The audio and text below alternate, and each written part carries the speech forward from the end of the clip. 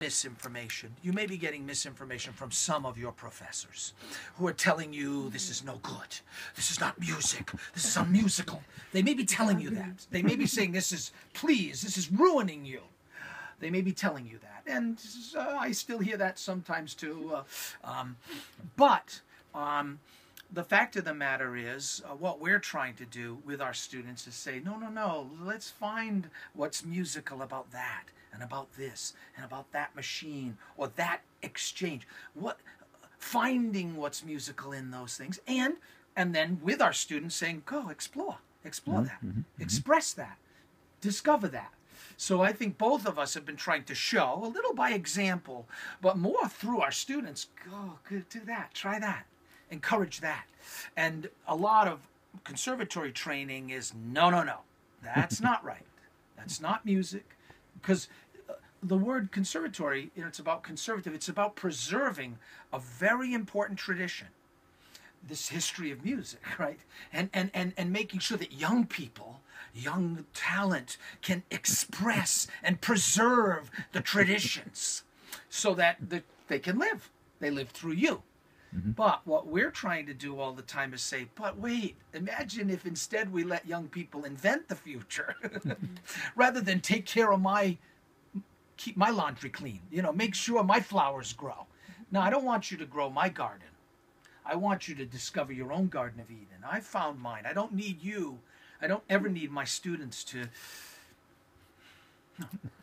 keep my music going. Can you show us? Yes, sure, something. I'm afraid that they will be gone for another class in a moment. Good. Yes. You want to hear a few sounds or see what's possible? I will show you something neat. What is Eurorack? Because you will be talking, but I ask them. I'll show you a couple of things. They're not coming on 12. I know, at my lecture. Good. I'll show you a couple of things. Well, first of all, I will tell you that you can find out about my teaching and my lectures online, very well. And so if you go here, Mark, will it go? There we go. I think I'm connected to the internet through your cable. So I'll make sure that Marek has a link, but you can find out about my music and my software and my work with Max Matthews and my work on C-Sound, all from this website, Boulanger Labs. And you can listen to my work and hear all of that and see some of my lectures with my teaching. Because maybe we should also remind that Richard was one of the first Fulbright professor here. I start to explain you before in 1990, and he came with his whole family. Our kids, my kids, they were playing together when they were very small. We did concerts. And it was really excellent, with a very nice support from the American consulate, Mr. John Brown. John Brown. It was fantastic. That was his name. And we traveled all over Poland playing concerts together, Marek and I, and it was awesome. But so you'll be able to see and follow some of that stuff, and hopefully you'll even come to the concert on tomorrow. But if you look up Richard Boulanger or Boulanger Labs, you'll then find out a little of what I've done, but you might even find out a lot more cool things that my students have done. I have a student with me. What I have here that I can show you for a second that might be interesting is I'm doing a lot with modules. I'm also doing a lot with iPads and iOS devices. And I've invented and written with my students some software for the iPad and the iPhone. It's C-Sound based, and one program is called CS Grain, and one program is called CS Spectral right now. We're bringing out actually some more at Christmas time that actually are focused on programs for music therapy and special needs children, and so we're doing music, really neat program called CS Jam and CS Rec and Play. And so kids can make sounds, and even with limited mobility, children with limited ability to move and play, they can play together. And so I'm writing a whole wave of software for special needs children and adults. So that's coming. But these are a little more powerful, and I'll show you this one for a second because it's quite fun. It's like $9 or something at the Apple Store. If you have an iPad, you should get it because it's amazing, amazingly powerful. What I'm doing right now is I'm plugging a microphone through my modular system directly into the iPad. So we're just listening to this, and I'll just play one of the sounds. So now you could even move up. Come up here closer so you can see the controls and the system. And just see how it works for a second. Pull up your chairs even, or, yeah. But we're sitting all the time, so Good. perhaps Okay, it's good to stay. So the point is that on the interface we have input and output, a kind of playback system, so that I can sort of play sound files, load other sound files, load my iTunes files. Let's just bring in a cello theme by... Let's turn off things. So this is a theme, and this is my cellist who's playing with me on Saturday. Kariusele. Jest pochodzenie fińskiego, z nim jeden artysta nazywa Kariusela. First of all, you can use the waveform as a player. Right? And then what I have here is I have all sorts of real-time tools. So this is a phase vocoder. And so what we're doing here is transposing without changing the time. Maybe freezing the frequency, adding reverb. Wiecie, do niedawna Right? te urządzenia były tylko kontrolerami software'u. So my point is, what's amazing about all of this is that it's all running on an iPad, and it's running in real time. This is C Sound. Under the hood is my language C Sound doing all the processing. So it's quite radical that you can do real time stretching and pitch shifting, you know, on an older iPad. But, you know, we have other algorithms in here too, like this cutter.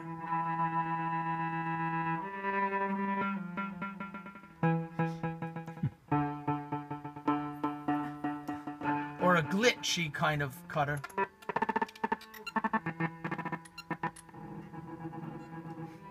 Add some delay. Teraz na materiale nagranym, ale to samo robimy z mikrofonem. Yeah, granular. Now, what's cool about all this, thank you for mentioning that. I think you almost said something about a microphone, but it also has live input.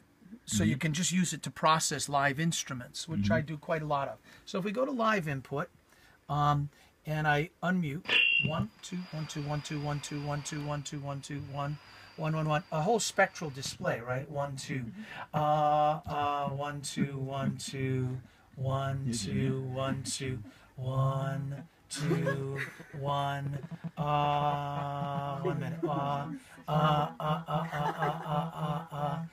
2, 1, 2, 1, 2, 1, 1, 1, 1, 1, 1, 1, 2, 3, 4, 5, 6. Now, what's cool about this one here especially is a bank of filters, but these are kind of physically modeled. Let's take the delay off, the phase recorder off, reverb off. 1, 2, 3. Okay, so now, sorry, 1, 2, 3. So this is, you know, kind of resonating, a comb resonator, kind of like Paul Lansky would do. 1, 2, 1, 2, 1, 2, 1, 2. But I also have these filters in here that are modeled on physical objects. So this one is a fir, a piece of wood. 1, 2, let's see if I can get it so you can hear it. 1, 2, 1, 2, 1, 2, 1, 2, 1, 2, 1, 2, 1, 2, 1, 2, 1, 2. So it's almost like I'm inside a drum or inside a wooden bar. But of course I can change the model. So this is like a metal bowl, like a little bell. Boo, boo, boo, boo.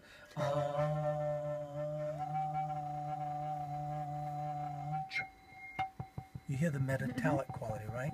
So it's a very special kind of filter, a resonating filter, right? Add a little reverb to that.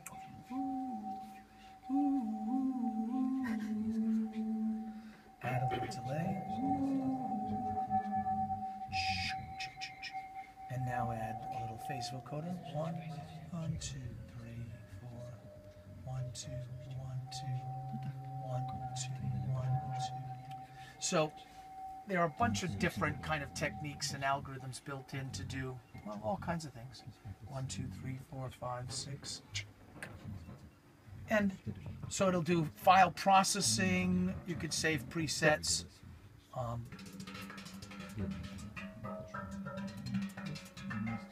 So here's, one of the presets that I can play. But I could also, we just made these presets. There's nothing special about them. But I could also turn around and say, okay, I like what that's doing. Now let's do that to my live input. 1, 2, 3, 4, 5, 6. So similar. So it's one small example of, what's going on with this. Now, I'll show you one more thing. So that's C-Sound under the hood of an iPad app. This module has got C-Sound using a Raspberry Pi processor running within a module. So if I grab a couple of cables here, let's say we take this out. Let's go into here, just in case we want to do something with that. And let's go out of here to here. Now,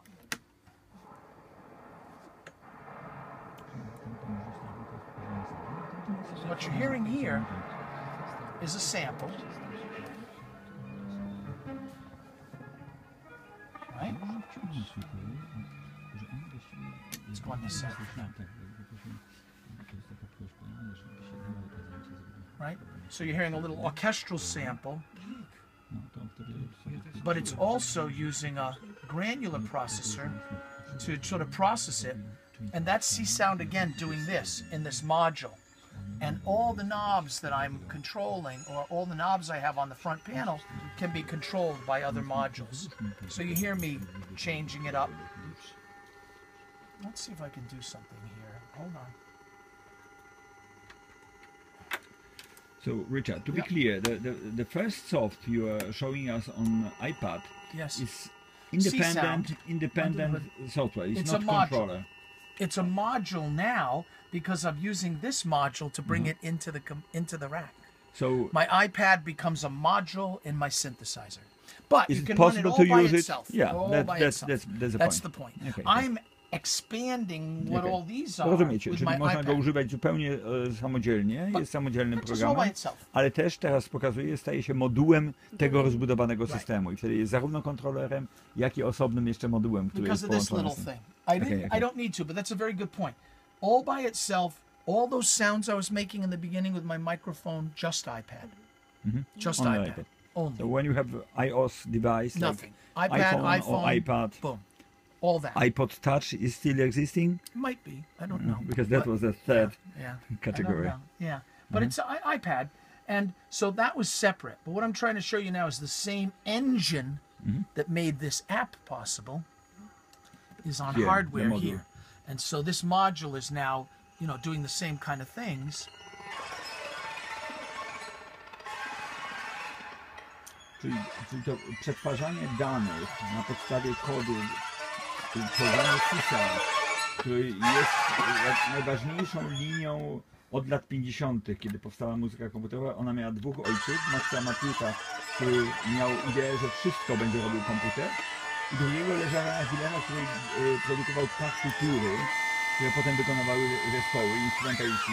Na przykład Janis Xenakis w swojej stochastycznej kompozycji też tą drugą linią podążał, czyli używał komputera do algorytmicznego opracowywania wysokości rytmów i na końcu powstała regularna, tradycyjna partytura grana przez muzyków. Max Matthews, i to co teraz pokazujemy, to jest od samego początku do końca praca komputera po to, żeby powstała muzyka elektroniczna, elektroakustyczna, też grana na żywo.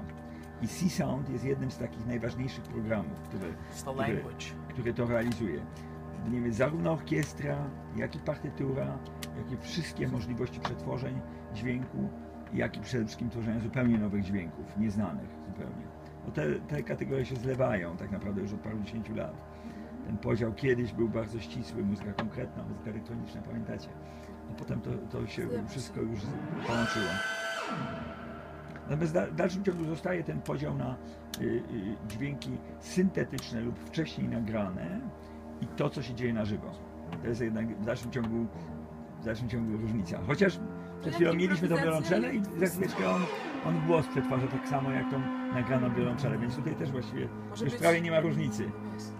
Ten rodzaj przetworzenia jakby jest najważniejszy, prawda?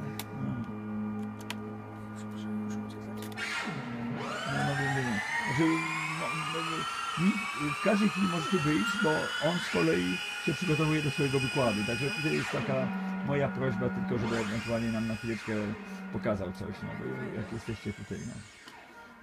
Ja w ten sposób. So what we're doing here, just to end for now, is very different sound world than what you were hearing there, right? So here's a string orchestra sample.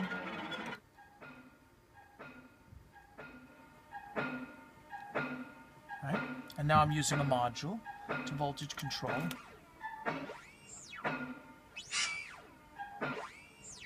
Right? That's this. No, w takim wypadku bardzo ważne jest, z czego my korzystamy. Jeżeli on bierze kawałek jakiegoś nagrania orkiestrowego, no to go oczywiście rozpoznajemy i to jest jakby to nasze odniesienie, prawda?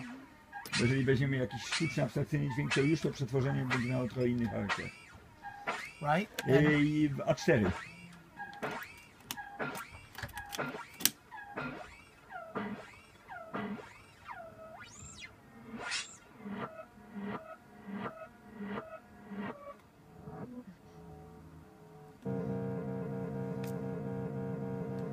Just giving you some examples. I'm doing nothing but using two little parts of the 40 parts that are here. A very small part. No i to tak jak w tej chwili właśnie słyszę, no to z tymi naszymi typowymi przetworzeniami, które mamy dostępne w postaci jakichś wtyczek, to jest zupełnie inny świat. Tutaj rzeczywiście możemy utrzymać kategorie zupełnie niezwykłe. My dojdziemy do tego, jak będziemy omawiać mój patch przy swoim natomiast tam też są radykalne rozwiązania, ale jednak w oparciu o podstawowe metody przetworzenia, jak transpozycja, wybór jakiegoś fragmentu, a on tutaj wchodzi właśnie w bardzo wyrafinowane metody przetwarzania dźwięku.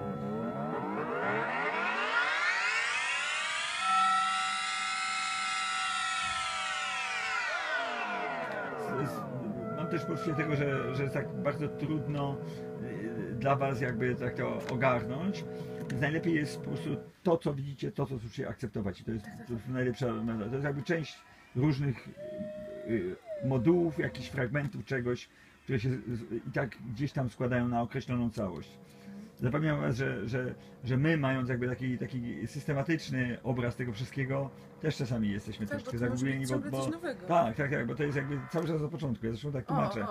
Tak, że resetujemy. Że tak naprawdę, jeżeli zajmujemy się kompozycją, to każdy dźwięk, który uzyskujemy, już jest częścią tej kompozycji. To jest bardzo ważne.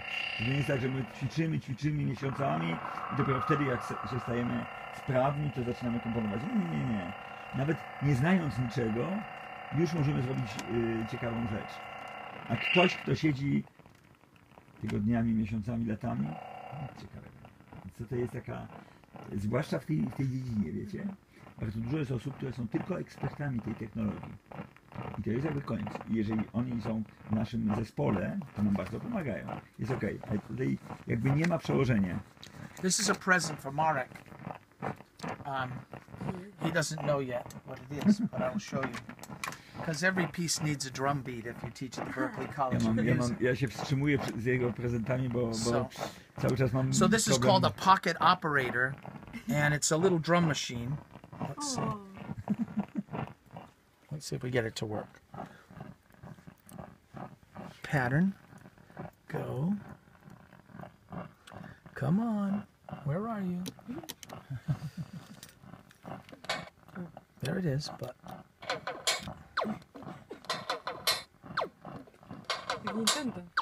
Yeah, it's but better than that when you hear it doing... There we go. Come on. Where are you? Maybe the cable? Yeah. You might want stereo. Just take the basic one. Oh yeah, okay. Good.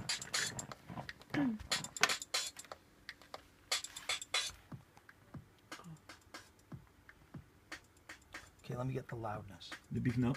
Oh, No. okay.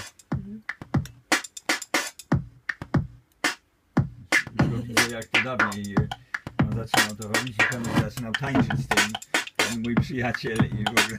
Super, to jest... No ja sobie robiliśmy często na koncertach, bo za takich poważnych, jak wchodziliśmy z takimi grubami. I think he needs one of these, though. Cool. I think he Cool, needs that. man. Isn't that neat? So you need a drum machine. So there it is. And each one is a different sort of pattern. No i to jest całe Berkeley oczywiście. Oni też takie zabawki produkują tam. So this is a little Berkeley. Beautiful. I have to make sure. But I mean, you know, it's like wonderful. And again, it's a module. Very inexpensive, Super. these. Inexpensive. These, yeah, $50. Yes. Yes. Oh, really? Very cheap. And look, it's so fun. Here. And it works. Just hit play. Right there. Boom. Here? Yeah. Yeah. So it has a built-in speaker. Yeah. And different patterns. You're good. Different patterns are held there, and then boom. Wow. Można sobie tak chodzić. No i tańczyć, dokładnie. Pretty neat. You can put in earphones. So Yes, Yeah. Yeah. Earphones that's are- so cute. And And go also, in yes, street and- exactly. And also, this jack on this side synchronizes it with others, so they all play in time. It's crazy. So you have a sync. Yes, you can sync it on the line. Yeah, it's fun. Well, I've only tried to show you a couple of little things that are possible, but there'll be more that I'll show at noon. But yeah, change them. It's fun. The pictures down below.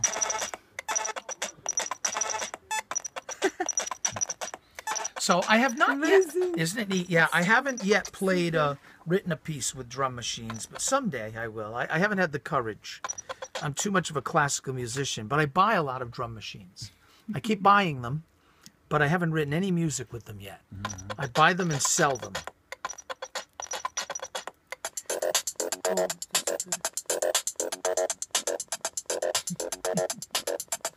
Yeah, pretty cool, huh? So, and when you hold, let's see, Wow. Is it? you can process each one. Yeah, yeah.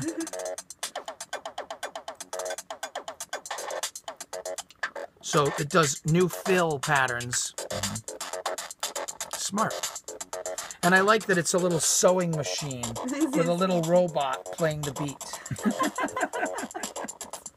Yeah, it's cute. Fun, huh? Yeah, it's fun. In fact, Yeah. your lecture goes on live now. They're called pocket operators. Your lecture, your presentation, you go live now. Oh, it is? I can? I'm streaming now Oh, okay. Good. on Well- our studio website, Good. and it will stay there, of course. You stream. So you can just play it. And with speakers, of course, we're just hearing this little thing, but if you were to just play with a good sound system, Oh. No, it's clear. Super, to jest po prostu. etc. And here's the loudest.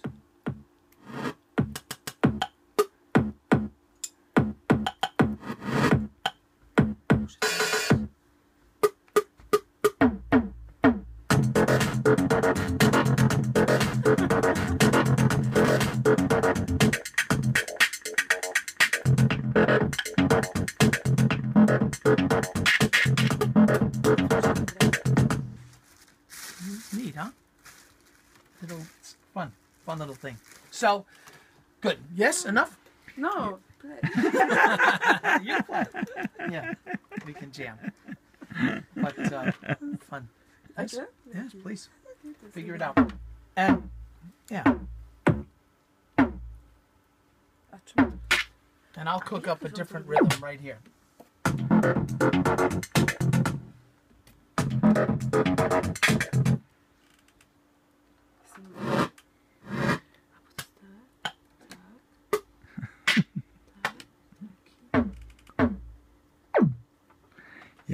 Ja myślę, że Jak go się łączy powolutku go zostawiamy, bo ja wiem, że on ma, nie mówiąc o tym, że ja muszę pędzić do getta i próbować montować instalację, która jest niegotowa dalej na 17 dzisiaj. I też nie wiem, o której facet przylatuje, więc jest takie lekkie migotanie w dalszym ciągu. Inne rzeczy są gotowe, ale ta jedna jest właśnie niepewna. Bo budujemy bez artysty po prostu i nie wiemy, czy to jest tak, jak ma być, a ja już czuję, że jeszcze nie jest że jesteśmy daleko do tego, co on by chciał, to co mi przesłał w tym. To jest, He has a great deal of influence over, I think, the most creative people at the college, and it's because he is truly all of those wonderful things. You'll hear some of his music tomorrow night, and you'll hear him play. Amazing cellist as well. So it's quite a treat and a big thing for me to be traveling and being able to play and hang out with Kari. It's so fantastic. So we have had some amazing adventures. Will get you everywhere. No, well, we've had amazing adventures. Thank you. But we've had amazing adventures, and think about that. Think about what it means to get to travel and have Kari play my music. It's like, wow, okay, pretty neat. I hope that you are as lucky to have your teachers play your music and your professors play your music too. So before I start, I have a message to you. So they get clear what's going on. The router is broken, but they invited you to the conference hall, beautiful hall at the Gołębia Street. But I said that perhaps better if you join us, but they're quite fast and quite helpful. In fact, they've got the server broken and they will fix it in half an hour. So that's the message that later it should be. But will should be Kari okay. be able to work from here at 2 Yes. o'clock and do something? Yeah, That would be that's great. the deal. Kari is not only here playing with us, but he's also teaching international online classes in music composition that he's written. And he's got a Facebook lecture that he's doing today. Berklee is the largest conservatory in the world. 5,000 full-time students studying guitar, turntables, master's degree in turntables. You might laugh. But they probably thought the saxophone was a weird thing, or even the guitar to study as a classical instrument back in the day. But Berklee has, what do we have, like 1,000 vocal majors now almost, and guitarists. The problem is this very popular television show in America called, well, two of them, American Idol and The Voice, and there are all these singing shows. So all of a sudden everyone wants to be a great singer, pop singer especially, and so they're all coming to Berklee for that, and they're getting quite a great education. The college is awesome. But what's also happening at the college is we have music therapy department, music business department, education, composition, arranging, film scoring, music technology. You study recording engineering, amazing new recording studios, blow your mind. And in my department, electronic production and design, we do circuit bending and interactive Hardware system hacking. design, hardware hacking, DIU. and C sound programming. I teach C programming, and composition and performance and DJ, all kinds of things. So the nice thing about Berklee is there's something for everyone. Serious, and wait, we're about to buy or join with the Boston Conservatory, which is fantastic classical school that connects with us. We touched some of them, some of the buildings, and we're about to have dance, theater, and all of that classical faculty join us too, I think. I don't know that I'm announcing that or supposed to or whatever, but we're kind of getting there. I don't know Most if likely it'll happen in the next couple months. yeah, it's almost official. So, or if it not, and Kari would know more, but so all of a sudden we're going to have the Boston Conservatory at Berklee and hundreds of other serious classical musicians studying their bachelor's and master's, more of a traditional conservatory as well.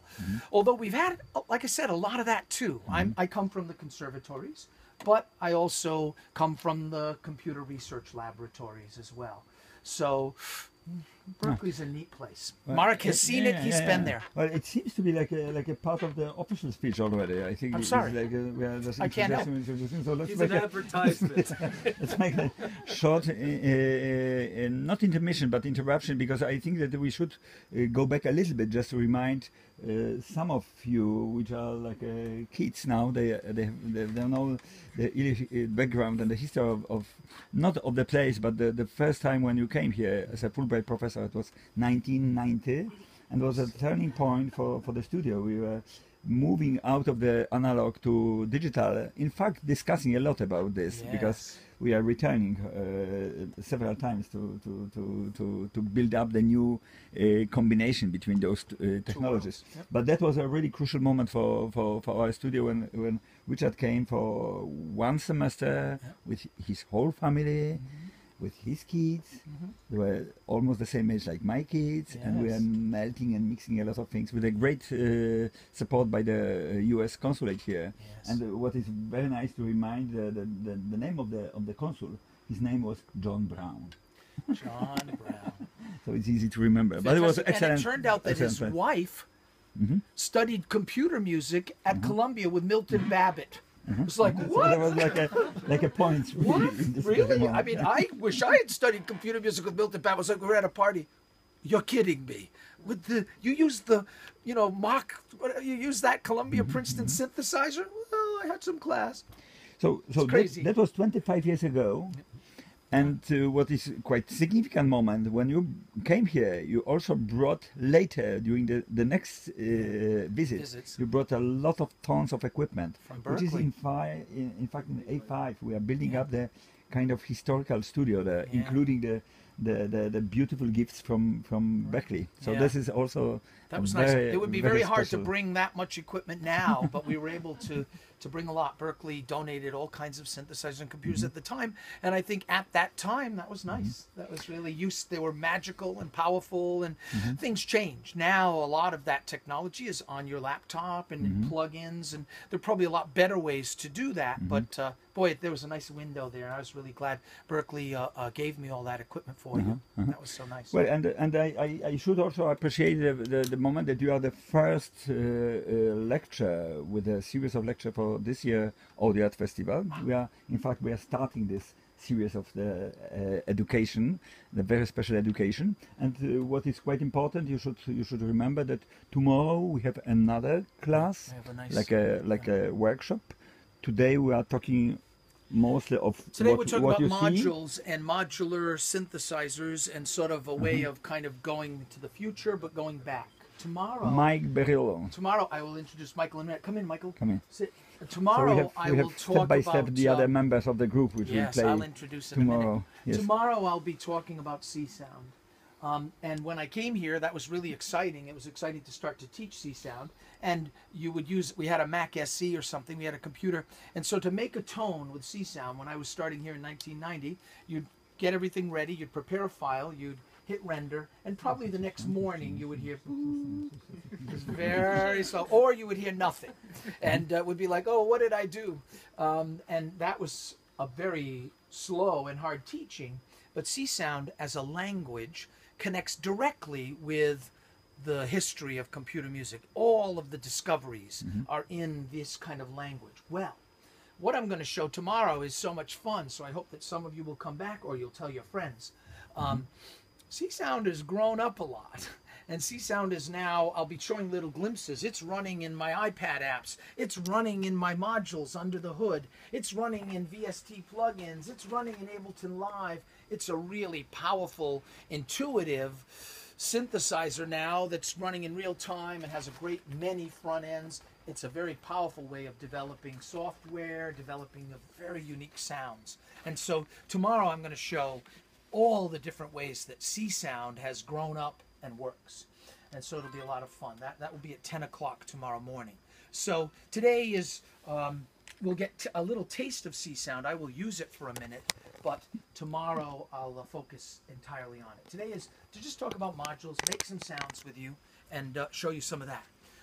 The Mark, lecture some other is words? webcasted live on our website, the studio you are in. So this is in fact not the message for you, but to your friends. But in fact, the other events of the festival are broadcasting on the website of the festival, Audio Art PL. For all those which will stay till the end of the lecture, I have a free passes for the whole festival, so don't leave it, okay? Wow. And then, I'm going to stick around.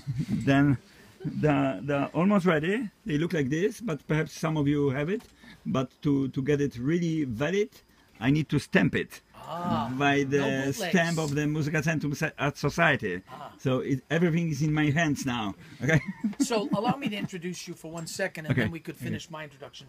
So you have now met Stem. Kari Usula, the dean at Berkeley, number 4 person, at the whole college, which is so great to travel with him. But just he's so fun and wonderful. And also, this is my boss, Michael Biarillo. He's the chairman of Electronic Production and Design, and so it's awesome traveling with Michael. We've been collaborating, making music together. And Michael will be hearing some of his music on the concert. We'll be collaborating. He is an expert in many things, but also especially in modules. And so we'll be hearing a solo work of his, and he and I will combine and make a lot of crazy noise on the modular synths. Also in the room today is Basil Simon. Basil's in the back row here. And Basil is a current student of mine. And so a wonderful thing that I know that Marek does very much is collaborate with his students and perform with them. And I too love to work with my students, and they inspire me. They collaborate with me. They add a lot to my work, to my innovations, my innovations, my software. We'll be using software that I wrote with my students. And Basil will be bringing and has brought to our show some amazing visual software that he's developed, some visual systems that he's doing. He'll be performing the videos, and there's 5 cameras. It's a quite extraordinary system. He's using Mira on an iPad to do live performance with us, audio reactive performances. It's pretty neat. It's the nicest visuals, the most amazing visuals that have ever accompanied any performance that I've done. And the cool thing is that Basil is still working with me and composing with me and finishing up his degree at Berkeley. So it's kind of nice to have him see a little bit of this side of me and even be part of this kind of a concert with not only me, but with the chairman and the dean as well. So this is Basil Simon back here, and we love having him with us as well. So this is the Berkeley contingency here, part of audio art, and just very excited, as you can tell a little bit, to be back here in Kraków. My heart is left here in 90, and it's nice to be back. Our pleasure. It's nice to be back, great. and I love the teachers here. I love the students here. I love the city. It's fantastic. So, shall we begin, Marek, Yes, with some please. things? Ah, Okay. Let's start. Okay. Yeah. Your turn. Okay. Again. So, I'm going to sit and show you some things, and make some sounds. That's the most I can do, and make a few points. So, modular synthesizers are back. This is a Eurorack format, which is a standard type of adapter or connector, very simple. And what you're looking at is a variety of modules from different companies. And that's kind of a nice thing about the way that modular synthesis has come back. There are a lot of small companies that make custom and unique modules that do very unique things. And you can combine and mix and match and build a really personal performance system, sound design system, composing system. And so I'm going to show you a few things today, a few little bits, sort of give you a heads up on what you're going to hear tomorrow. I'll also be happy to answer any questions you have about modules, so I'll try to make sure I stop and messing around and talking and give you a chance to just ask and us to explore some together too. It's about sound. It's about sound design. It sort of lends itself to that creative part of us. I want to make unique sounds. I want to play with sounds. I want to manipulate them. And I want to build complex systems. I do that with patch chords, by patching things together. Some of the modules are purely analog. And there are a lot of analog snobs who are doing electronic music. It's like, I need that pure sound, you know, and that's what I want. What's exciting, though, to me is that many of the modules now are kind of hybrid. You know, there's sort of digital stuff and analog stuff mixed in. So it's almost like taking the best of a plug-in or whatever and sort of combining that with real-time manipulation. And that's kind of nice, too. So I'm not ever making a big fuss about whether or not my modules are analog modules or digital modules or hybrid modules. I'm just excited about what they do. In the world of modular synthesis, there was a sense of what's called the East Coast sound and the West Coast sound. Modular synthesis sort of grew in a big way in America, but we know that it wasn't the only place. There was a whole group in England that were doing great modular things, and in fact we could say that synthesis started in the Cologne studio with Stockhausen's work and Eimert's work, his assistant, and all these beautiful sort of synthesis projects that were done here in Europe. But in America, the East Coast sound was, you know, Arps, Moogs, Wendy Carlos, playing with oscillators that you could play in tune. And the West Coast idea was a kind of Mort Subotnick, Don Buchla idea, glitchy, really complex textures. And so I have a little bits of both here to share with you. Then, in the midst of all of this came so I'll just make a little noise first.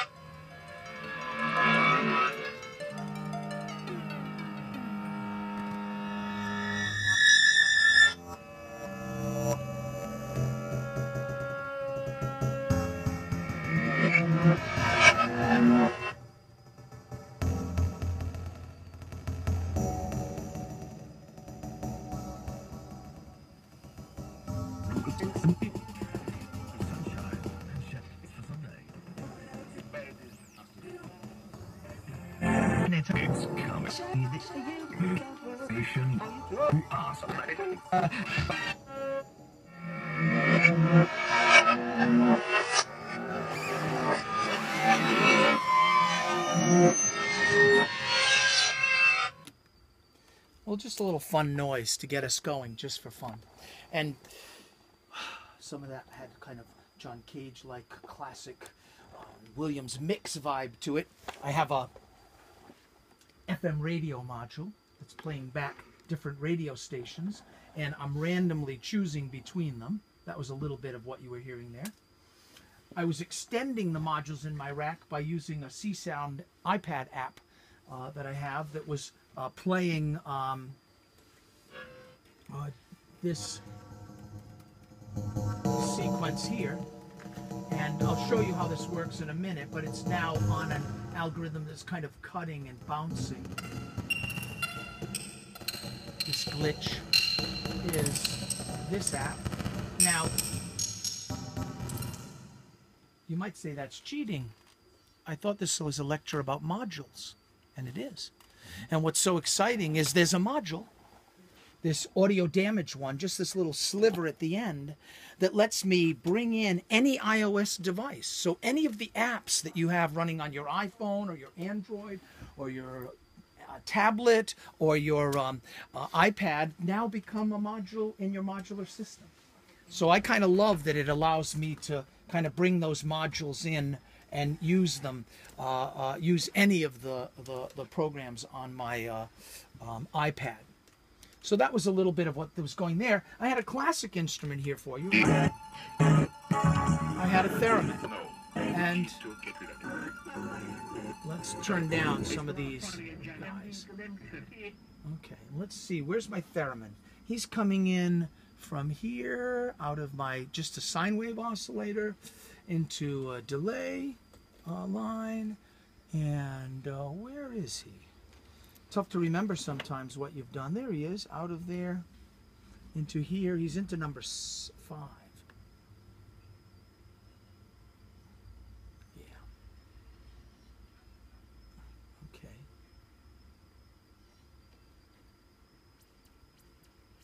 There he is.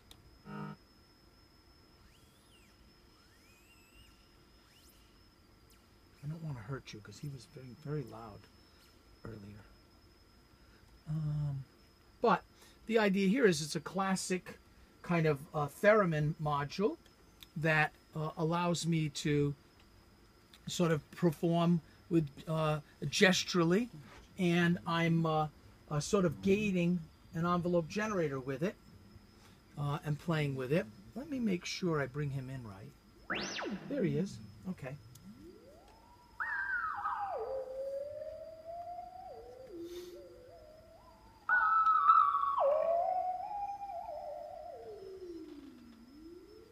Right, classical instrument. Let's talk about modules for a second, or synthesis. Source, modifier, controller. That's how I kind of am always thinking. I've got a mantra running in my head when I'm making sounds and working with synthesizers. How's this functioning? Here's a controller. My oscillator here, this little Dixie, is maybe the source. Maybe I have it going into an effect module down here, this audio damage, what is it, feedback delay network kind of reverb.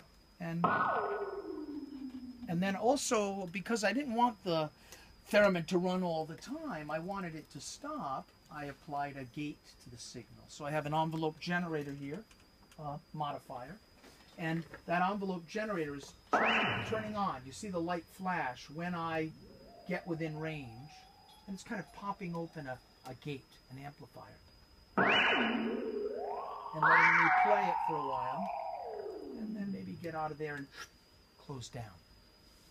So I have an envelope here that's kind of being triggered and allowing me to control that. The other things that are going on in here that are pretty exciting, well, you were hearing what seemed like a drum machine, right? And that's this neat set of modules here. There's this wonderful company. It's actually a designer in France, Olivier Gillet, and he runs a company called Mutable Instruments. His modules are amazing. They're hybrid, they're digital. He writes programs for the chips inside, and each one is a real smorgasbord of delicious possibilities and capabilities. Here, I'm using his module called the Grids module, and what the Grids module does, it's sort of like a Smart Max MSP patch. It produces rhythms, but not only does it produce kind of rhythmic patterns, I have the Grids module going into this Peaks module of his that's producing the drum sounds. But what you're hearing is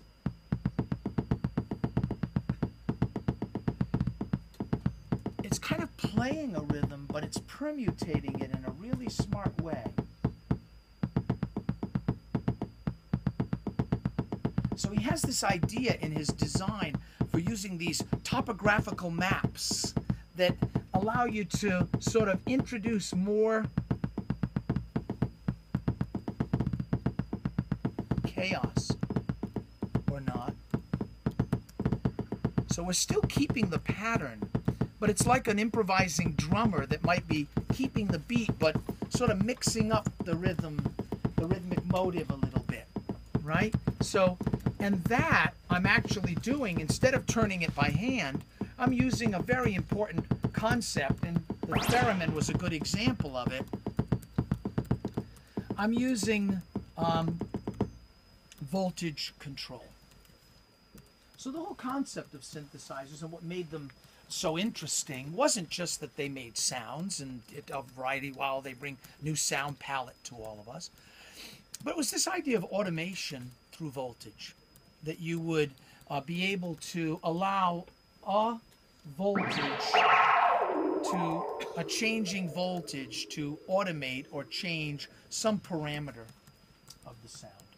And so, that's most clearly illustrated here with, the capacitance from my hand changing, the pitch or frequency of the oscillator here. And so that's kind of a nice thing, that every kind of parameter can be automated, if you will, by the output of some other device. You can create I often refer to it as proportional control, but you can create a kind of correlation between these things. And that's what we do as composers all the time. We try to relate or connect this motivic idea, this accompaniment idea, this orchestrational idea. We try to connect it with either our theme or our rhythmic motives and so, this allowed us to do that kind of electronically or mechanically, if you will, or in some combination. And that was the exciting thing about synthesizers, that all of a sudden I could kind of automate with voltage, if you will. And we still can. But now what we're automating and controlling, as you see, are much more complex systems.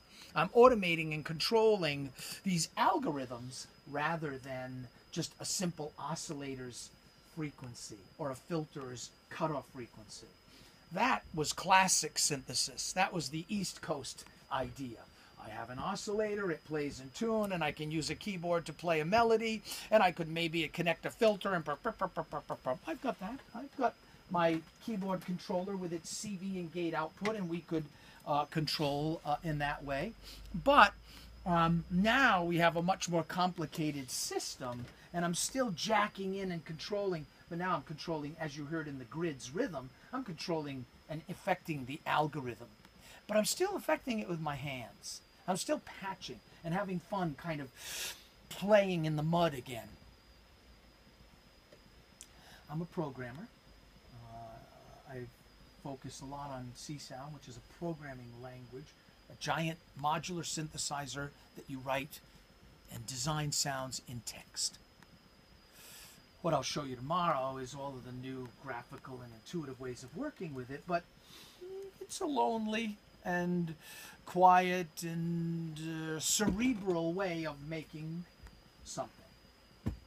I don't think that's antithetical to how we compose music all of our lives. I think we sit quietly, imagine the orchestra, imagine the instruments, work out some of our ideas, but we're always kind of internalizing the sound until the rehearsals, until the performance. And so, in fact, as weird as it might seem, I'm going to make sounds by imagining oscillators and filters connecting to each other. I do that all the time when I write for the symphony orchestra, which I do. Right? So, it's not really unusual to work that way, but I love when I can touch it. I am spoiled. And when you can play with sound and just patch things and move them around, that's really a blast. And something happens. Something happens when you can learn even sound design that way. That's what we're discovering at Berkeley now. It's so exciting. We've filled our labs again with modular synthesizers. And they're connected, of course, to computers, and people are doing both. But the bottom line is our students are like, all of a sudden, kind of learning the way we did. By patching and touching and hearing and tweaking and imagining what will happen. Let me show you a couple more of those little things to imagine, and then we'll stop and answer questions or even make a sound together. I have a microphone, and I have a little microphone preamp and envelope follower module here from Dartford. I'm taking the microphone, and I'll put the microphone into my audio damage module, and then I'll patch the input of the microphone right into my iPad CS Spectral app. Okay? And we'll come out of that iPad app. Let's see where we're coming out here. I want to try to remember. Oh, okay. The problem, or not, with the whole synthesizer revolution was all of a sudden the American manufacturers like Alan Perlman, Bob Moog, Tom Oberheim, Don Buchla, all of a sudden the Japanese got involved, Korgs and Rolands, and started mass producing really powerful and really inexpensive synthesizers. And that's happening again. And there's this guy, Richard Boulanger, who keeps advertising for them and helping them and telling and writing tutorials for them and playing with them. He's like selling us out. I'm going to pass these around later. They're amazing. These two are for Marek. They're a present that I brought for him. Roland has just made these new incredible modules and incredible synthesizers. They're light as a feather. They run with Euro racks. You can patch them in and hook. Notice how the size they are? They go in the Euro rack. They're like $285 a piece. Very inexpensive. And better than that, and I'm going to show you in a minute what's amazing about them. Under the hood, they're 96K 24-bit stereo, super clean modules. Again, light as a feather. But under the hood, they now have something like 17 other module templates, so you can actually reconfigure them and turn them into anything you want.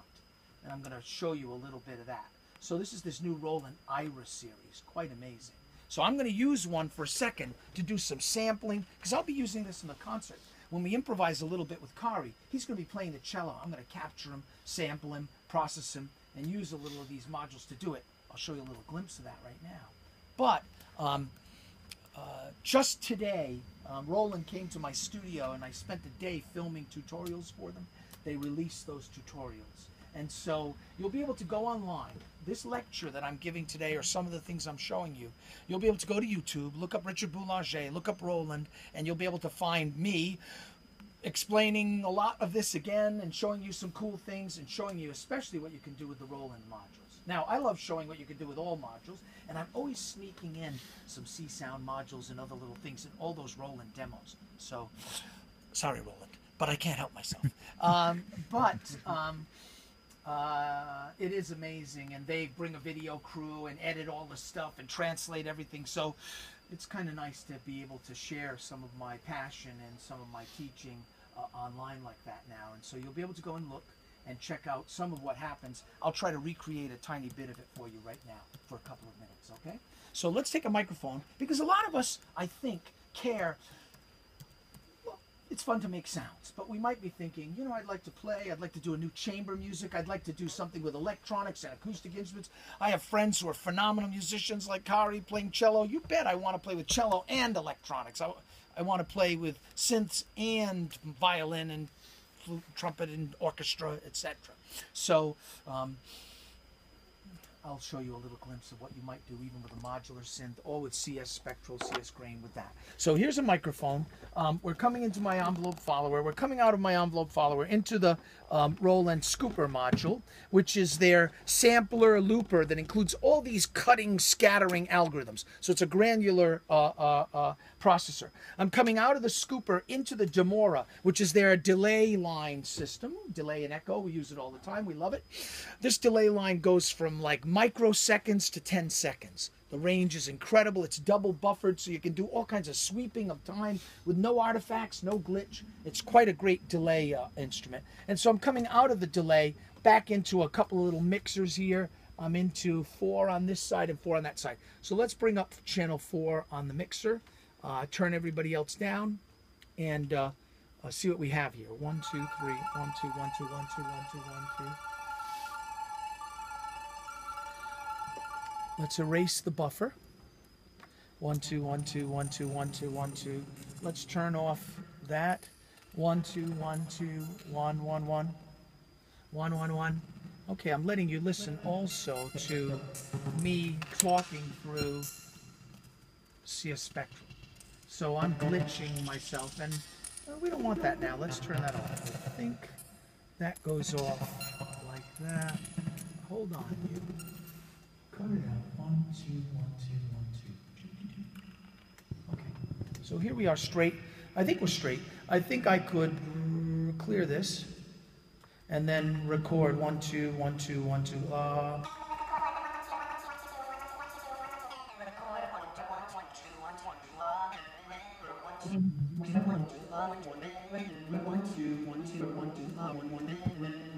Okay.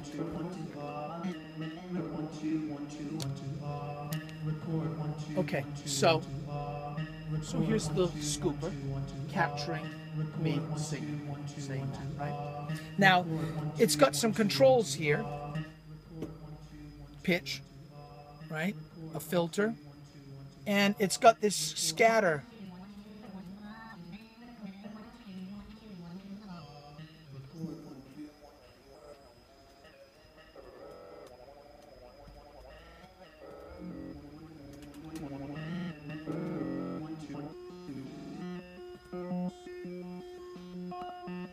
This is still me saying 1 2 1 2 la.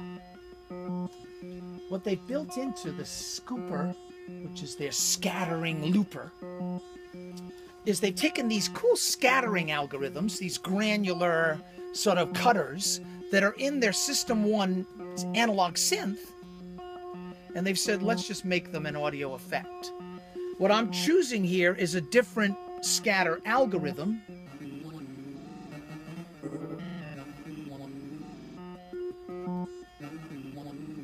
Now, wait, it's a voltage control module. And so I can connect, let's say I connect my pressure points. This really Buchla-like, great Buchla-like module. Let's take that into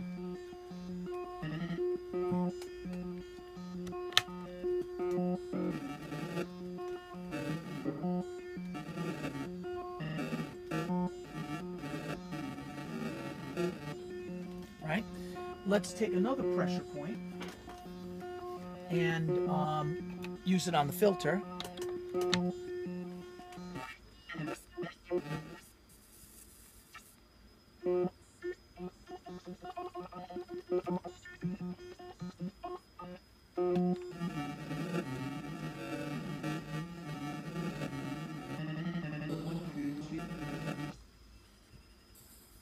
You get the idea, right? A little bit. So I've got a module with all these algorithms and all these capabilities that I can voltage control.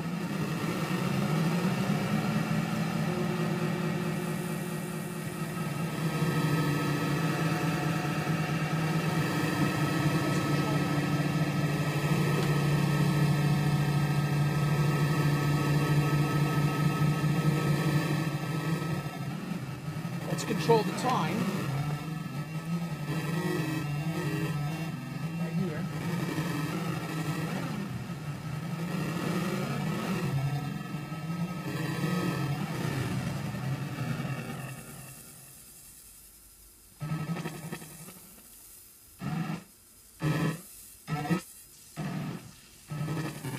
Now, not bad. So what I did was I took, again, we're in an exciting time. Here's a nano control. I bet some of you have one of these. Nice little controller, not too expensive.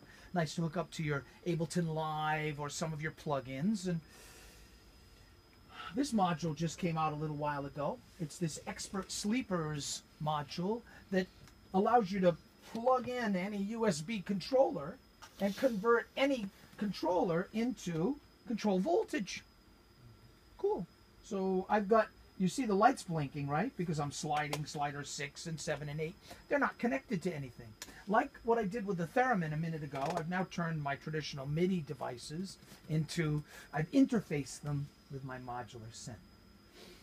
I mean, part of what I'm wanting to share with you is the idea that it all kind of works together and can work together with little pieces of hardware, but very intuitively, right? I bought the module, plugged in my controller, it worked. I love it. Keep that module. Now, these modules do cost a little bit of money. So I've got to warn you. It's addicting. Mm-hmm. This is called a Euro rack format. Most of us who use it call it Euro crack. Because we get pretty addicted to it like crack cocaine. It's like you buy one module and you say, I need one more. I need one more. Now, I will tell you, I almost remember saying that exact sentence here in 1990 when I was teaching C-Sound, because I started with this ARP 2600 and I kept saying, I want one more, and I couldn't afford it. And so I said, wow, C-Sound gave me another oscillator, another oscillator, another oscillator. I was so happy because I could have more without paying for more. If you want more Eurorack, you know, they cost $100, $200 a piece, $300 a piece, $400 a piece. Different modules range in price from about $100 to $500.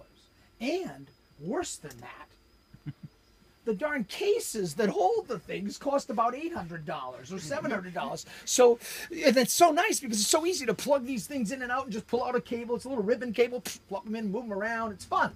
But you've spent $800 before you've even made a sound. You know, it's like, oh, you got to be kidding me. And then you start buying some modules. So, you know, like that's about $5,000 or whatever, $10,000 worth of modules. So you have to know that you can start small. And that's why I like these Roland guys so much. Because they're so inexpensive and because there's more. Let me show you what the Roland does inside. Here's their customizer. And the Roland customizer, which works from, like I said, the launch pad or whatever. You choose a box. Let me see if I can shrink this down a little or get the size right. Hold on. Let's change your monitor. Display. Arrangement. Mirror them. What size can I say? Optimize for. I don't know. Let's just see if that changes a little. Yeah, there we go. Okay. Okay. So what this is showing me is the Demora, this box. And now I can even make this sound with you, and we should try to do it together. We might even try to do it like this or from my iPad, but probably like this. I need one cable that is over there. I have everything I cleaned up. I put it away, but I still need one more cable. Let me get it. Because you can program them with USB and all kinds of stuff, but where are you? Where are you? Ah. Are you in there? Oh. Close? No. You know what I need is a little stereo. Where are you? Is it? Yeah, but it needs to be stereo at both ends. It's like for connecting. I found it. Aha. Okay.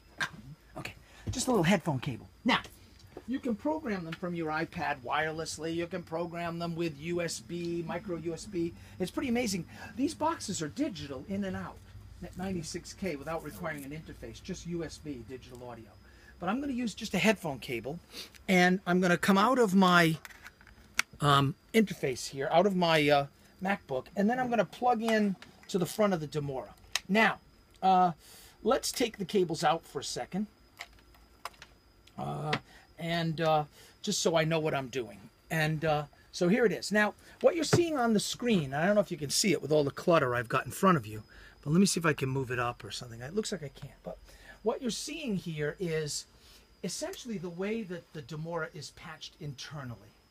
So what it's showing you is the things at the bottom.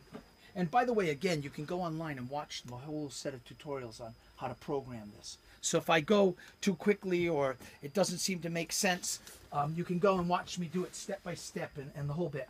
But the bottom line is there are 2 inputs, 2 outputs, and all of these knobs, as you see. Each module is designed pretty much the same. And they have this concept called a griffer. And I guess in England, what griffers were sort of laborers on the docks that would move things around and carry gear and load the ships and things. And so Roland's concept is, can we allow you to rechange the configuration internally so that now this moves the signal from there to there, or this moves the signal from there to there. So what you do is, if you look at the module, and let me hand you all a module to pass around so you can just see what I'm talking about, and then I'll program the Demora. What do I want to do with the Demora to make it a point for you is I do not want to make a delay line, and I do not want to use a delay line. The modules that they've given you right now, there are 15 of them, are pretty amazing. ADSRs, LFOs, filters, envelope generators, mixers. And I can tell you this, although I'm not sure I should, more are coming. And they're just software modules for reconfiguring inside. And by the way, the software is free. For your iPad, for your Android tablet, for your Mac, for your Windows machine, to program these and use one thing as this giant modular synthesizer, which I'm about to show you.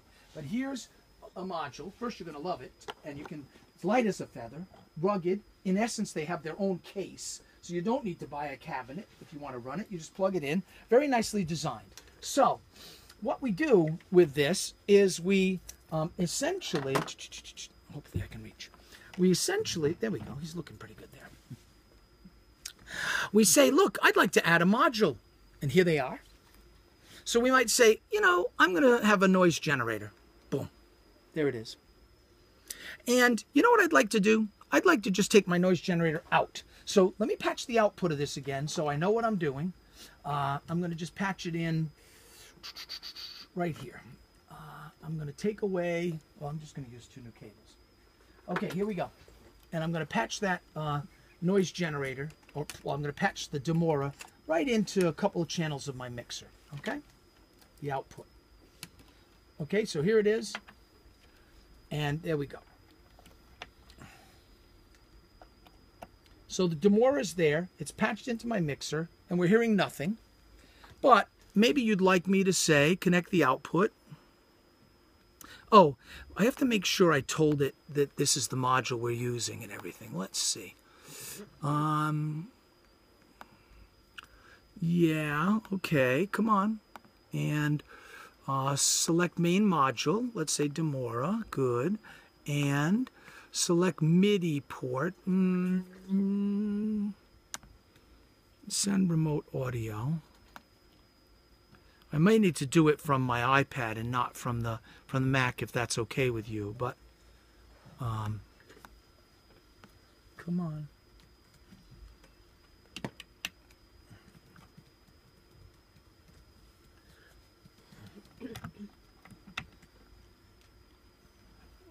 Okay, let's see.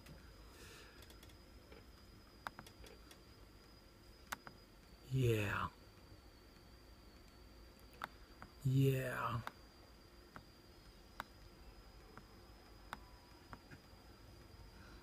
Yeah, I think I might need to do it from the iPad, or let's see, support about tool cables, send remote audio, select MIDI port. This isn't going to matter. Okay. I should be sending it, but I'm not seeing it blink. I'm wondering if it doesn't like this cable. Well, let me try micro USBing it with, what have I got here? Micro USB. Oh, you hear it? Psst, psst, psst, psst. It's sending it. So here's a micro USB cable right here. Here's a micro USB cable. Let's try this. Come on, you. By the way, you can send patches from your iPhone, even although you can't program from the iPhone. Okay, so let's plug it in. Come on, baby. Okay. Good. Now, we'll select the MIDI port, maybe.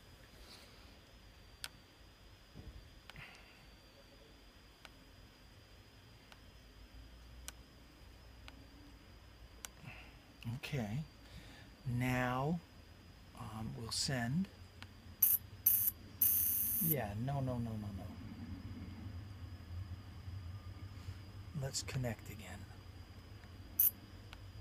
You hear it beeping each time. Come on, it's doing the right thing. This guy's not listening. Listen to me. Hold on. I cannot, man. Okay, here we go. You hear it? But it should have sent that to this guy. Now, we're up. Everybody's good. Everybody's good. Yeah, thanks a lot. Okay. Try it analog one more time. Come on, you. Go.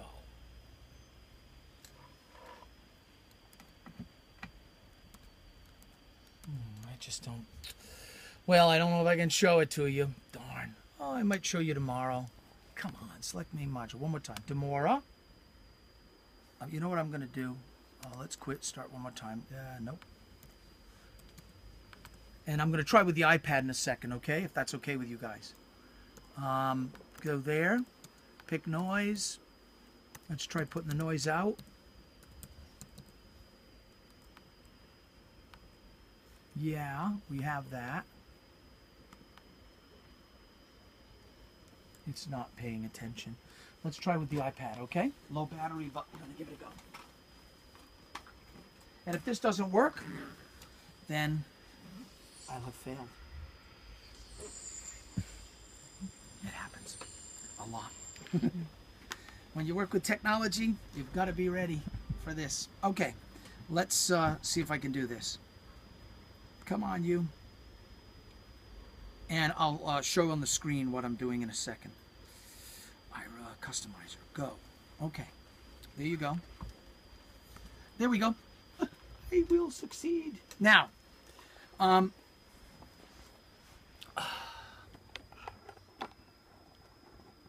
the reason that guy's misbehaving is because I just installed the latest that software, but I didn't install the latest driver in the module, and so I think that's where our problem was. Well, here you are seeing it runs on your iPads, and so we've got a Demora here, and what I'm wanting to do, let's see, is I'm wanting to send the patch, good. And then do something with it. Okay, so now let's try again. Select main module, Demora. Let's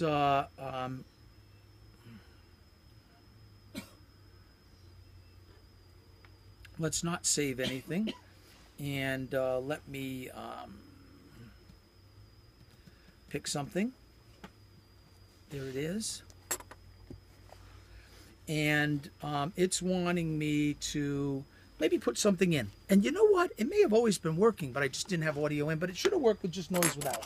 Let's feed in my radio module. And just listen to that. This might be worth the wait. I don't know. I hope so. Trains which are not clean, which are not trains which are not clean up, trains which are not clean, not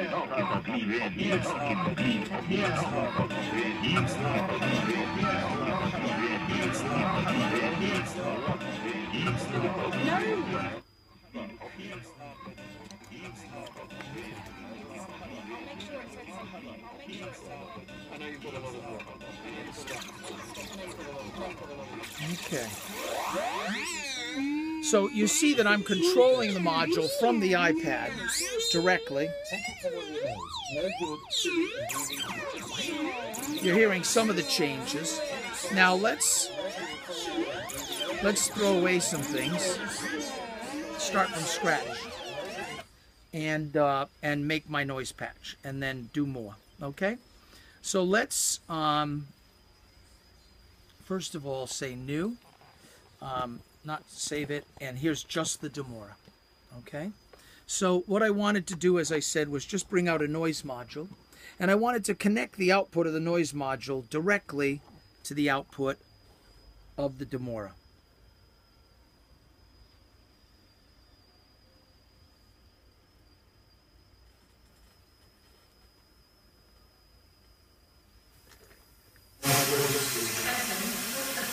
Let's disconnect the input.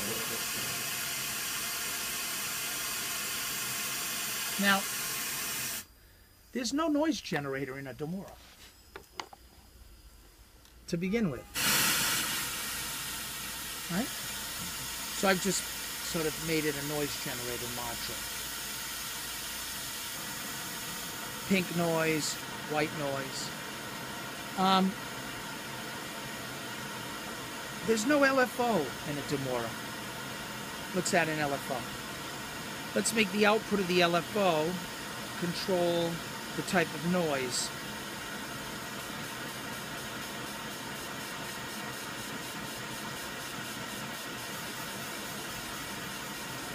right?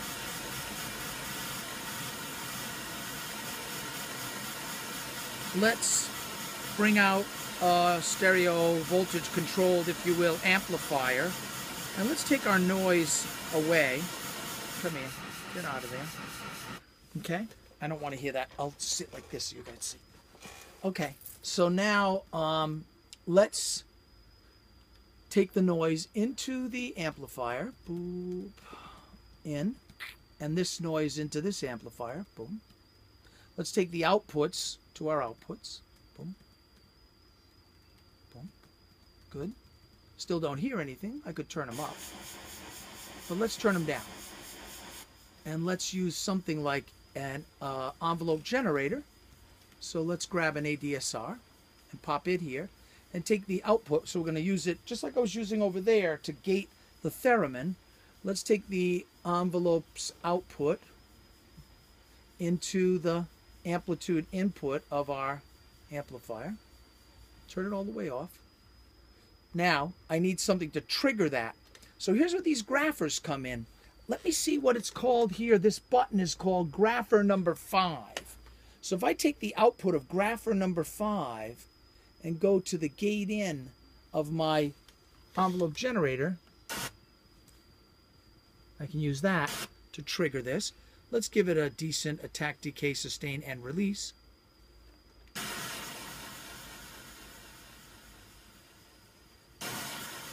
None of that's in a Demora. There's no ADSRs, there's no VCAs, there's no LFOs, and there's no delay in this patch. Could I use delay? Yes. Could I now go to something else? Pretty cool, right? I think. That tiny little box becomes whatever, and use whatever to program it. So, kind of fun. And there's a lot more to come, as you see. There's lots more modules, but that's just a little glimpse of that. So, be careful. It's worth getting into. Make sure you have a little extra money. My credit cards went crazy. You see a little bit of what my studio looks like in some of these videos. I'll show you just a tiny bit of one as we end to see a little bit of one of the things I did for Roland. But it's big. I probably would have a summer cottage somewhere on Cape Cod or a very big sailboat. But instead I have lots of modules, which I don't know. It makes me almost as happy, but I feel a little sad. If you want to hear Hello, I'm this. Dr. Richard Boulanger, a professor of electronic production and design at the Berkeley College. Okay, I'll just plop this on so you can see for a minute. But so go to Boulanger Labs, look up Richard Boulanger, look up Roland, some YouTube things, and you'll find a little bit of what I'm doing and what I've been doing. But this is a little of my studio. It keeps growing. A colleague once said to me, "What technology that's 30, 40, 50 years old would you like to buy and still use and still find to be stimulating and incredibly creative?" Well, I hate to tell you, it's a synthesizer. Electronic music has come back. Synthesizers have come back, not just as the incredible production tools that they have been in the record industry and film, but now they're coming back again as exploring instruments, as performing instruments. Everyone's excited to make sounds and to touch the sounds again. We live at a dream age now where we've come full circle from the analog synthesizers of the 60s and 70s through the digital synthesizers of the 80s, 90s, and 2000s, the samplers of the 2000s, etc. You've heard me say that a minute ago. You don't need to hear it again. But you get a glimpse of my studio a little bit, right? All of it. And it's bigger than that. But I've got some classics, so it's fun. But you need to be careful is all I'm saying. I warn you. Or you need to hope that you can inspire your university or whatever to invest a little in Eurorack and start building up a small thing, which is what we've done at Berkeley. And we've really put together and justified it from an educational standpoint that it's a kind of nice, really creative way to learn sound design and signal processing. Translating this physical experience than to a more cerebral programming experience really does work. So hopefully I've given you enough of a tiny preview. We're going to make a lot of synthesizer noise on Saturday night in our concert. Michael Burillo and I each have 4 or 5 of these around us that we've brought, and it's going to blow your minds, I hope. And I'll be happy now to answer questions and tell you a little more. And tomorrow morning, like I said, we'll talk in great detail about all the cool, easy ways of using C-Sound and doing cool things with it. And I will then focus even tomorrow just a little bit on this module, which I didn't use today too much, the Nebula. Qubit is a company that was started by 2 of my students. And that, I guess, in the end, is the nice thing about the modular world. It's the thing that makes me happy about Roland, but makes me worry about Roland, is that they might put these little guys who've now started companies and are making modules and making a wonderful living building these custom systems and custom devices out of business, because all of a sudden it's like, well, it's only $200 and look, it's amazing and it does it all. But I think there's still a lot of room for all these other really wonderful things, and I'll show you a special one tomorrow that my students, their company Qubit, makes, and they've been doing very well. Michael Burillo and I are very, very excited for these kids and very happy for them. And they're out in Seattle, Washington now, and they have something like 6 or 7 modules. There's like 3 or 4 of them in a company. They started in my circuit bending class, and they're all making a living now and living pretty well. Mm-hmm. And so they're traveling to conferences and showing off their modules, and all the superstars have them, you know. So it's kind of nice. It's kind of exciting for us and for them. I'll be happy to answer questions. And again, what time do I do tomorrow morning? 10 a.m., right? Yes. So I hope to see some of you back here tomorrow for C-Sound. I promise it will be very different. I'll wear a tie. And I actually have a lab coat. My wife works at a hospital. I used to wear like a doctor's coat, you know, when I was, yeah, but I didn't bring it. But we can pretend. In any case, thank you very, very much for coming today and for letting me geek out with you a little bit, for allowing me to introduce you to my esteemed colleagues and brilliant students. And like I said, it's so great to be here with you. It's a great place. Thank you very much. Thank you. Thank you. Any questions? Questions or thoughts or suggestions? Yes. I would like to ask about controlling this like a global thing, because everything you show us here was just controlling one individual model. Mm-hmm. But then I would like to control all of them in sense of creating a form of my music. What about this model? How can I do this? Well, I did bring the score for the piece, one of the pieces that Michael and I will be doing tomorrow. We have a score, graphical score, and we know where we're going texturally and sonically. And what we do is we spend a lot of time, even tonight I'll be repatching some of these and building up those textures. And I know that Michael has spent some time, and we have quite a bit of time in rehearsal tomorrow to kind of get it right. Get the, if you will, the lighting right and the staging right. Get our systems right so that we can then improvise on them and play and build you a piece that starts here and goes here and breaks up here and disintegrates here and grows here.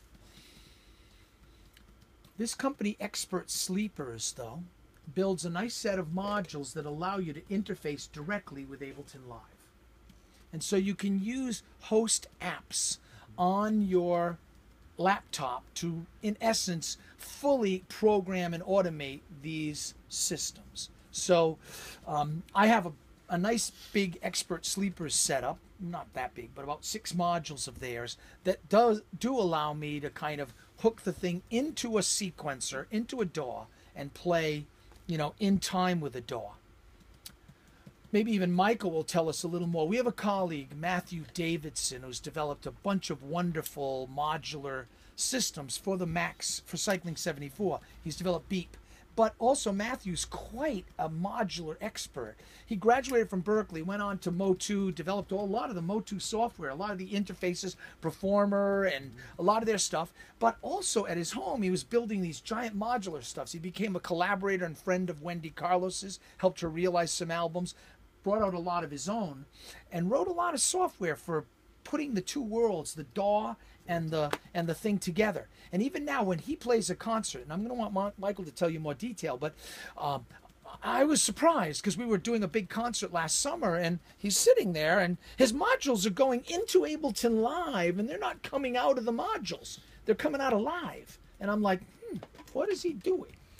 And he's sampling and grabbing, and so there are I guess I would say, and then I'll let Michael tell you something specifically, and even how Michael does his system, which is a little different than the way I do. My answer to you is there are lots of ways of doing global control of the system. There are some hardware tools, some software tools, some pieces in the middle that I've seen. But Michael, tell us a specific case. So how you do it or Matthew does just it. to fill in a little bit about what Matthew Davidson has done. When he was working with Motu, he wanted to be able to control his modulars using using a sequencer, using Digital Performer. And if you think about it for a second, what's going through all these things? Voltages. Yes. And what's the difference between a voltage for audio control signal? Absolutely nothing. So what he did is he figured out a way to send voltages, audio from a digital audio interface, to control anything in a modular. And so essentially what he is doing is he's using his audio interface as a control source that you can then set up anything that you want in a sequencer. Right. Expert Sleepers has done the same thing. There's one caveat though. There's one thing to think about is most audio interfaces filter out low frequencies, so you can only use an interface that has something called DC coupling. That's the problem, yeah. Now, just so happens that all of Motu's interfaces have DC coupling. So he was knowing that and working at I Motu. have the Motu interface, so I'm Right. happy. You're in good that's shape. That's what we're using as well. Yeah. And so I think that works out really nicely if that's what So you you want. don't even need expert sleepers is part Yeah. of what we're saying. Exactly. There is a And then beautiful DC, app. and that's There's a it. $20 app by this other guy. So what Matthew ended up pioneering with that company was he was behind their product called Volta. And Right. Volta was their great software system for controlling analog modules. And that was one of his big things that he pioneered with them. But there is and I don't know that they're still making that. That's the thing. But there's a young guy who's built the whole thing in Max. Well, Matthew built the whole thing in Max, Right, a that's the CV other toolkit, thing. but that's available. But there's also this other guy, and I've bought his too. It's called CV Toolkit, Right. and it's like $79 or $29. It's very cheap, and it has all kinds of software versions of control modules and LFOs and stuff. And again, you need a DC cup. So there's lots of ways of you, in essence, programming it once you know what you want it to do. The other thing, just to wave Matthew Davidson's flag a little bit more. So he also worked for Cycling 74, and he was the product manager for Audio in Mac 7 before we hired him from Okay. Cycling 74 to Very teach good. full time. So what he did when he started working at Berkeley, we used to use the Nord modular systems to teach synthesis, and at the point that maybe 4 years ago, the Nord software would no longer run on Macs, which we all use Macs at Berkeley. Macintoshes. So yeah, Macintosh. So the problem was then how do we recreate the modular experience on a Mac? And so what we came up with and what Matthew eventually implemented is the idea of creating macros in Macs that are essentially modules. So in Macs there's a structure called a B patcher. Yeah, I know what. So I use Max. so perfect. So what he has done is created a collection of B patchers, and it's now part of Mac 7. And when we first started talking about this, I remember having lunch with him and thinking about creating modules using control signals internally. And he said, no, we're going to use audio rate, and we'll implement this exactly like you would 1 volt per octave. Okay. So in Max, what he did is he used the MSP portion, the audio portion, to completely emulate what happens and a hardware system. With that, you can then take Max and anything in Beep, use your DC coupled interface and connect it with here. So it's an opportunity to use Max. It's a giant library as well. of modules. Okay, so now it's really no free. difference if That's you right. use Exactly. Max, No if you difference, use that's right. software or That's right, hardware. that's right. You Yes. just put Yep. an analog signal out and Exactly, that's, done. That's it. And Just- the nice thing is he built the repertoire of modules, which are now part of the commercial release of the product. Right. So it's filled with LFOs and oscillators, and they just patch them together. And spectral tools. And also he's big in the monome community, so there's a whole collection of monome tools in there as You well. just have to open Max 7 and look for that. Yeah, Yeah. so What's it's right this? outside. It's one of the examples, or whatever. Under the extras, you'll find the Beep library. it's actually right in the front panel of Max 7. It's right next to Visi. Yeah, it's part of. It's like the Vizzies library. Have you used Vizzies for visuals? No. Well, then time out. Okay. Vizzies for visuals is going to blow your mind because I know all of your software, of course, and I use it.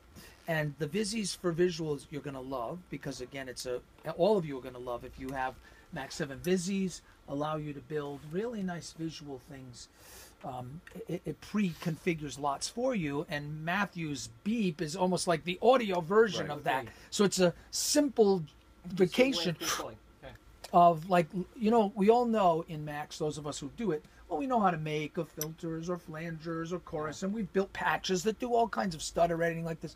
Well, Matthew said, okay, I'm going to make a module, Together. just a module. So you want stutter edit, you have the stutter module. You want, flanger, you got the flanger module now. So that he's really built modules, and that's what Vizzies does for you too. You want this kind of visual effect, this kind of visual processing, modules, patch them together. It's pretty cool.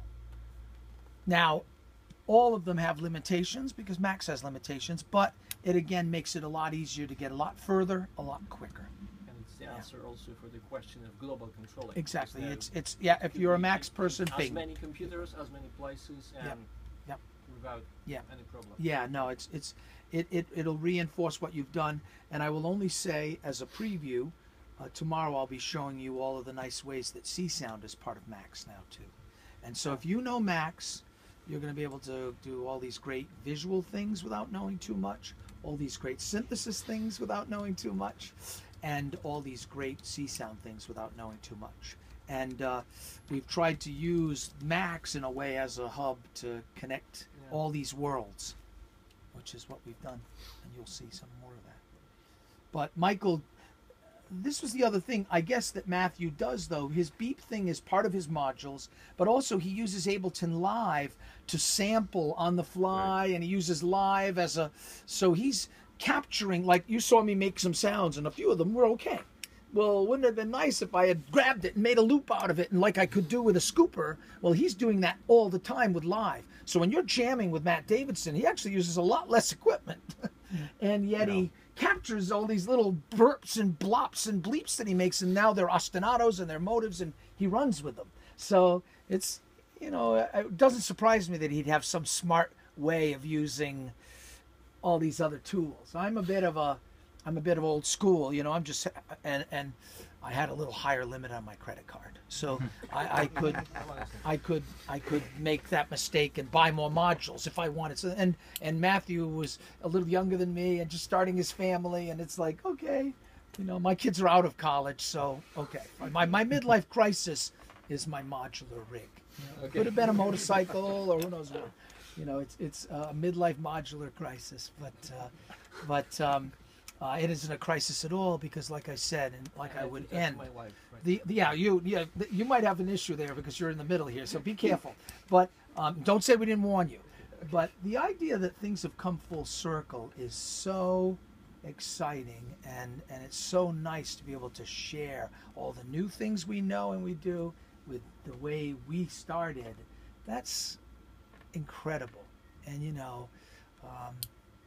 it's neat. It's really neat, and I don't know that I thought I would live to see that. I don't know that I thought we would see this beautiful circle. And for all we know, because we have a limited view of life in the world, maybe there've always been these wonderful circles that composers and humans have noticed. But boy, in our world now, it's so nice the way it all comes together, which here we are at this conservatory, which then says to all of us, It's not the technology. We still need to know how to be better people, write better music, be more human. All those things in the end maybe are what always mattered.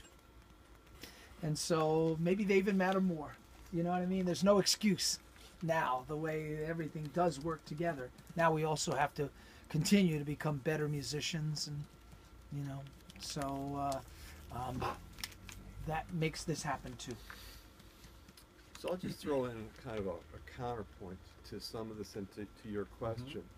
And I think one of the things that's really interesting to me about this whole world is the tenuous nature of it, the ephemeral nature of it. Yeah, and the beauty of it to me is the fact that it's not really easy to control as a macro. The beauty of it is that I will put together a patch and I will listen to the patch and I know that I will never, ever get it again. So I'm in my room now, like tonight I'm putting together my patch for tomorrow night, and it's going to be in some ways similar to what I used a couple weeks ago in Shanghai, but I'll never get the exact same thing. And it's also the sense that I'm digging into the music in a very atomistic way. It's like if you're a jazz musician, you're listening for the whole form for improvisation, but you're also in some ways thinking about the little cells. And I think the beauty of it for me is I can think of it as myself as an improviser, and what's the connection that goes here? How can I change that? How do I change this in real time and react to what I listen to? So at some level, I don't want a macro. At some level, I just want this thing to be completely unpredictable, that I have to have a relationship with and get something that's unique I'll never get again. I love that. I love that thought. No, I love that thought, and I love that spirit. I'm glad Michael reminded me of it. What's really challenging and fun sometimes is to just say, we're going to start from scratch. Now, we won't be doing that tomorrow night because we're doing a lot of pieces on the concert, and it's not just a modular show. But when we sometimes play together just with our modulars and we invite a couple of students with their gear, we sort of say, okay, here we go. Go. We cook. Live coding with wires. Yeah, and we cook, and that's fun and really challenging, and you know, so that's kind of neat too. But for you and given this concert, we've been really trying to put together pieces that have a form that we know, so we agree, and we have fun kind of being in those places along the way. But yeah, I agree with Michael, and I do love the fact that we just make these sounds and there it is. But I will tell you this, my friends, and it's a little bit of good advice to you. When you're working with modulars, you should always be recording what you do. Constantly. Just have a hard drive going, have your audio interface on, and make sure you're recording. Just capture all the time. We have a couple of very famous and very successful students who've now gone on, they're superstars, and one of them is this guy BT I collaborated with on the Muse program. He comes to my house, brings an engineer with him, won't let us start until the audio's ready and it's patched up. This is good. Okay, Michael. And BT and I are kind of, he distracts me, you know. Oh, so Richard, that's really cool. And Michael's getting everything ready. Okay, now we can start improvising. Because he doesn't want to miss when we get something magical that he can cut up and build into a piece. So that really surprised me. It's like, oh no, Richard, I'm not the first time we jammed, you know, he came and visited and sort of hung out in my studio one night. It was like, I'm not starting until we get the recorder going. Recorder going? And I didn't realize, but he had let a lot of stuff happen with other people that he improvised with that kind of slipped away. So yeah, I got it. We're recording. Okay. And then we could play and mess around.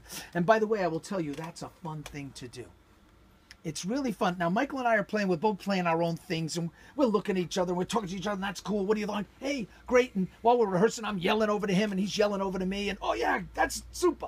Or sometimes he's saying, oh, what is that? And I'm saying, no, don't use that module. Leave Terrible. that one at home. Please leave that one home. You know, we're joking with each other and having a ball. But a real fun thing is to sit with a friend, or a student, or whatever, and just both improvise on the same box. It's awesome. You're like it's really neat. It's really neat to be kind of working together on the sound on the same box. Awesome. So I I encourage you all to start having fun with this as best you can, and hope that you will. Hope that you will. Okay. Thanks. Thank you. Thank you so much. Thank you very much. I'm glad this thing worked. That was scary there for a minute, huh? I'm glad I could see how it worked. Oh yeah, huh? Neat, huh? It's amazing. It's amazing. Well, the tutorials are up, so you'll be able to search for them. Thanks. Thank you very much. So Richard, the DSP is all coming from the Roland module, or is the computer being used for it as well? No computer. So it's all running off of the module. Got it. Interesting. iPad, one module, two modules. Done. Yep, iPad 1 module. You said it's in. It's Next time, we're not going to have any deals with baggage. Yeah, I know. Yeah, we'll just bring in 4 of these. Right. 8 of these. So I just remind you about the next event of the festival. At 5 o'clock we have an opening of the Seiichiro Matsumura installation. We call it Dancing Mirror. Can't wait. 5 At p.m. the Goethe Institute, na Głównej 20.